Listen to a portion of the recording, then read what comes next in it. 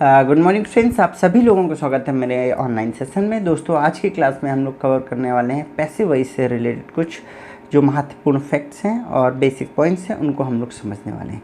तो दोस्तों शुरू करते हैं। पैसिव वॉइस समझने के पहले हम लोग कुछ बेसिक बात कर लेते हैं, जो है वॉइस। सबसे पहले तो वॉइस को समझना है। वॉइस आप कह सकते हो whatever we speak that is called voice. इसी को हम हिंदी में वॉच कहते हैं। जो भी हम बात करते हैं, वट एवर वी स्पीक, जैसे हम बात करते हैं या जिन तरीक़ों से हम बात करते हैं, वह कहलाता है वॉइस। और अगर हम इसके टाइप्स की बात करें तो there are two types of voice. The first one is active voice and second is known as passive voice. तो ये आप दो प्रकार के वॉइस पढ़ते हो, एक होता है आपका एक्टिव वॉइस और दूसरा होता है पैसिव वॉइस। ठीक है। अब दोनों की अगर हम पहचान की बात करें कि कैसे पहचानना है, तो in active voice we give preference of subject, means active voice is subject based। active voice वह होता है जब हम किसको, सब्जेक्ट को प्रधानता देते हैं, प्रेफरेंस देते हैं, है ना।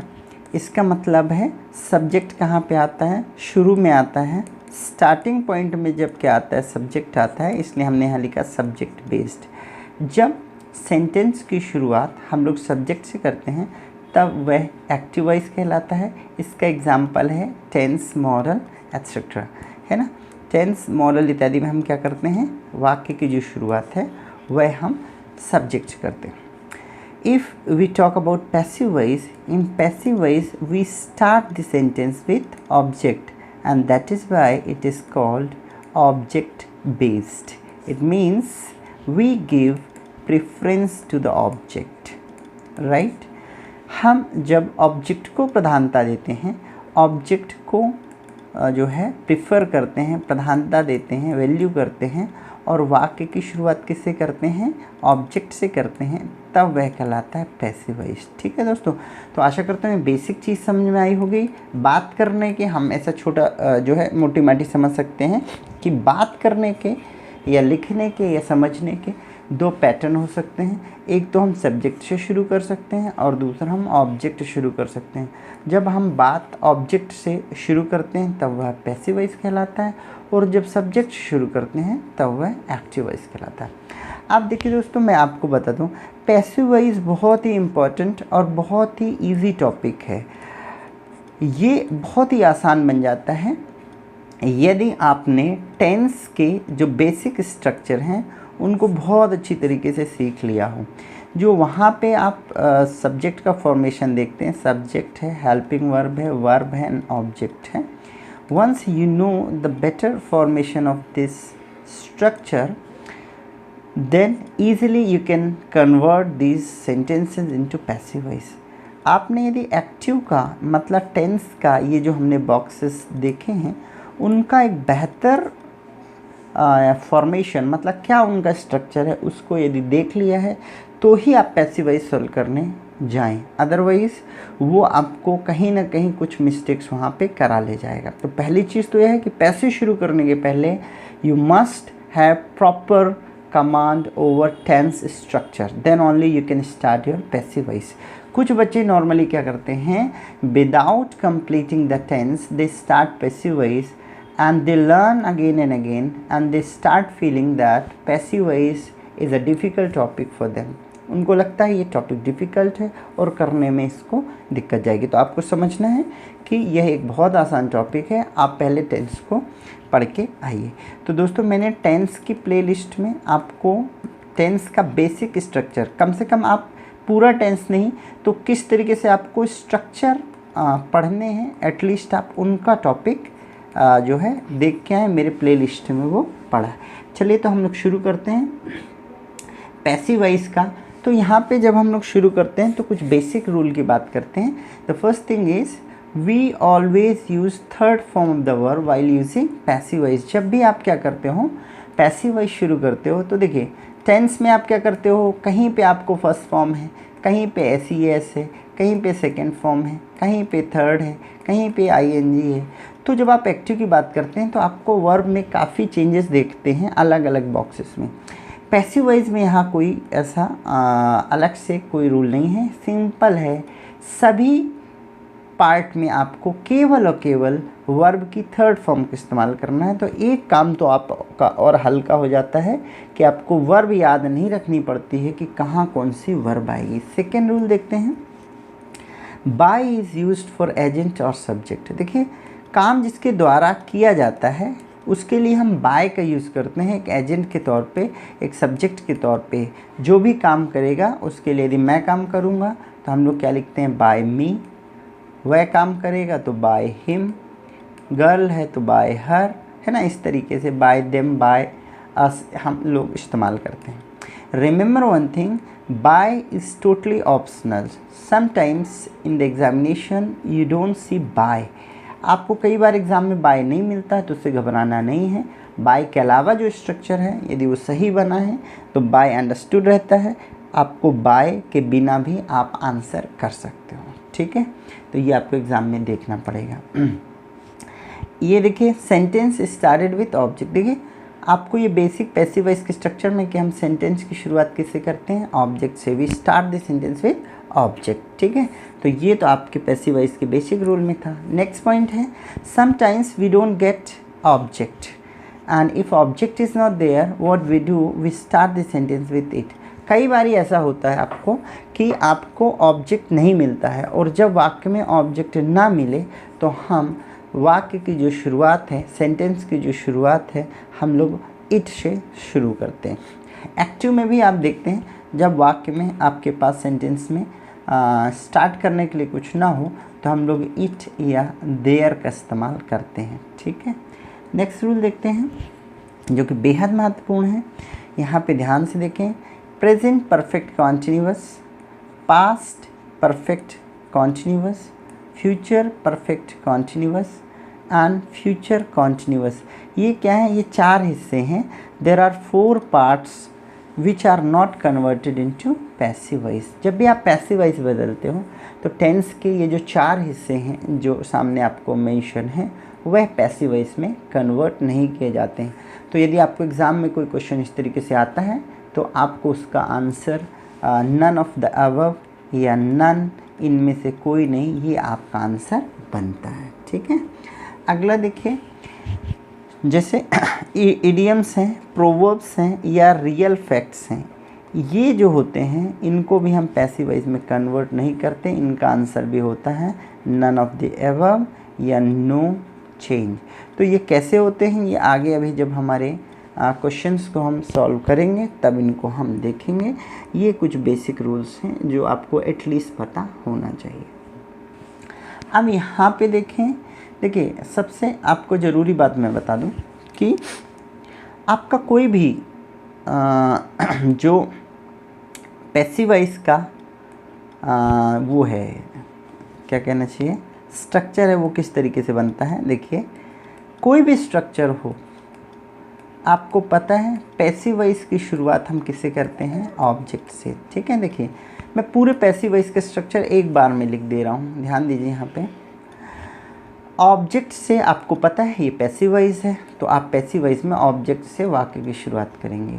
आपको पता है, हमने शुरू में ही देख लिया कि कोई भी पार्ट हो हम वर्ब की थर्ड फॉर्म का इस्तेमाल करते हैं, और काम जिसके द्वारा किया जाएगा उसके लिए हम बाय और सब्जेक्ट। तो ये देखिए, ये जो 4 चीज़ें हैं, 1 2 3 and 4, these 4 things are common in all the parts. सभी हिस्सों में ये चीज़ कॉमन है। So only one thing is there that is change and that is called helping verb. पूरे पैसिव वॉइस में केवल आपको एक जो चीज़ है वो चेंज करनी है, वह है हेल्पिंग वर्ब, ठीक है। तो हम लोग इस स्ट्रक्चर में देखेंगे कि किस पार्ट में कौन सी हेल्पिंग वर्ब है। तो पहली चीज़ आप देख रहे होंगे यहाँ, जहाँ पे मैंने क्या किया है, ये क्रॉस लिया है। तो आपको ध्यान देना है, ये जो क्रॉस बना है, ये जो 4 पार्ट हमने लेके, देखो पूरे परफेक्ट कॉन्टिन्यूअस में कोई भी पार्ट हम क्या करते हैं, पैसिव वॉइस में कन्वर्ट नहीं करते हैं, और साथ ही साथ फ्यूचर का कॉन्टिन्यूअस। इन 4 पार्ट जो हम ऊपर लिखे हैं, इन 4 पार्ट को हम पैसिव वॉइस में कन्वर्ट नहीं करते हैं।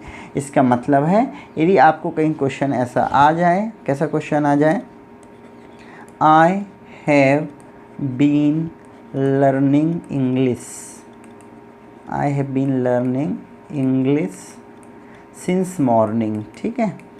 तो ये आपको पता है कहाँ से आपने वाक्य लिखा है, ये प्रेजेंट परफेक्ट कॉन्टिन्यूअस है ना, फॉर और सिंस लगा है और हैव बीन और हैज़ बीन है।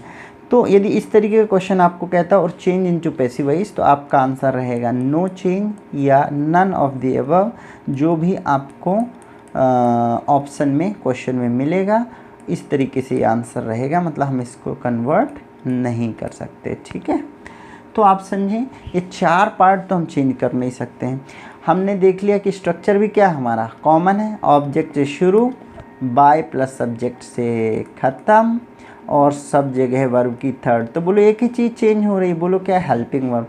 तो हम देख रहे हैं कि इन जो बचे हुए 8 पार्ट हैं उनमें कौन कौन सी हेल्पिंग वर्ब लगेगी। तो देखिए आपको ध्यान रखना है, present simple and present continuous दोनों में ही सेम हेल्पिंग वर्ब है, is am are and is am are.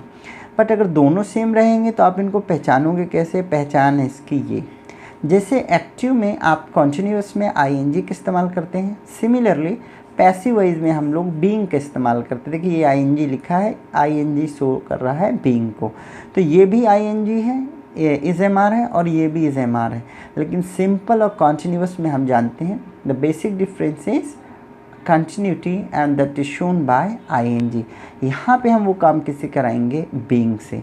Similarly यहाँ पे वॉज एंड वर है, यहाँ भी वॉज एंड वर है, and the only difference is being, क्योंकि ये कॉन्टिन्यूअस है। तो आपको पता है ये काम देखिए और आपका हल्का हो गया। सेम हेल्पिंग वर्ब है, यहाँ भी आपको ध्यान नहीं ज़्यादा देना है कि हेल्पिंग वर्ब आपको ज़्यादा लर्न करने की ज़रूरत है। ठीक है, फिर देखें यदि एक्टिव में बात करते हैं तो वहाँ हम फ्यूचर सिंपल में विल और शैल का प्रयोग करते हैं, यहाँ पे हम लोग will be and shall be का प्रयोग करते हैं। ठीक है, अब यहाँ पे परफेक्ट की बात करें तो देखें टेंस में हम लोग प्रेजेंट परफेक्ट में हैव और हैज़ लगाते हैं, पास्ट परफेक्ट में हैड लगाते हैं, और फ्यूचर परफेक्ट में will have and shall have लगाते हैं। ये ऑलरेडी सेम हेल्पिंग वर्ब हैं जो कि हम टेंस में इस्तेमाल करते हैं। The only difference is we use been so that it may be differentiated, क्योंकि इसको अलग किया जा सके। ये आपको पता है पैसिव वॉइस में हम क्या करते हैं, बीन का इस्तेमाल करते हैं। वहाँ हैव और हैज़, यहाँ हैव बीन हैज़ बीन, वहाँ हैड, यहाँ हैड बीन, वहाँ विल हैव शैल हैव, यहाँ will have shall have been. तो दोस्तों ये स्ट्रक्चर याद रखना पैसिव वॉइस का बहुत ही आसान है। एक तो हेल्पिंग वर्ब रिपीटिंग है और साथ ही साथ 4 हिस्से तो आपको बनाने नहीं हैं। एक और बात शॉर्ट की जाती है यहाँ पे कि हमें वर्ब भी याद नहीं रखनी है। ठीक है, तो आप देखें कोई भी स्ट्रक्चर है यहाँ पे मैंने आपको बनाया है, तो आप ये देखें कि कोई भी जो स्ट्रक्चर है वह स्ट्रक्चर क्या है, कॉमन है। अब मैं यहाँ से आपको इसके ऊपर मैंने ओवरराइट कर दिया, कोई बात नहीं, यहाँ से आप देख लीजिए। देखिए यहाँ पे क्या लिखा है, मैं नीचे लिख देता हूँ सिंपल वाला स्ट्रक्चर। ठीक है, क्योंकि वहाँ मैंने ओवरराइट किया।